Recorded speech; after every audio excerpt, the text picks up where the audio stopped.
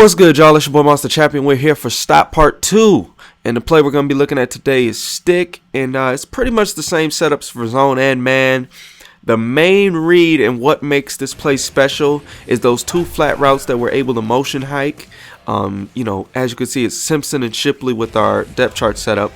But, you just motion those guys out. And once they're, out a good, decent ways, you're going to hike the ball. And right away, you're going to throw a ball to him. Sometimes it's going to be a bullet pass if he's wide open. And if there's somebody underneath, sometimes you might have to lob it over him. But you'll have to really get in the practice lab and figure out how many steps you need to motion hike them out. And what kind of touch you need to put on your passes.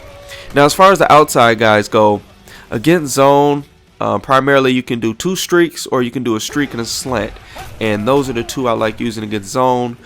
And against man defense, you can do two streaks, you can do a streak and a slant, a curl and a slant, two curls, basically man beating routes. And that's gonna essentially make this play pretty effective against man and zone.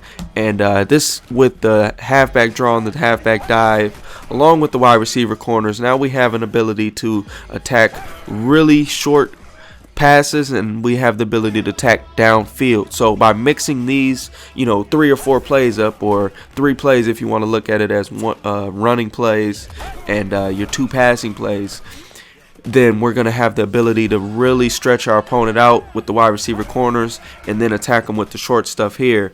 Primarily, I use this before I use the wide receiver corners, and I keep using this until our opponent proves that he can, somewhat slow it down. So really force your opponent to stop you, and pay attention to both those flat routes. They're definitely both effective.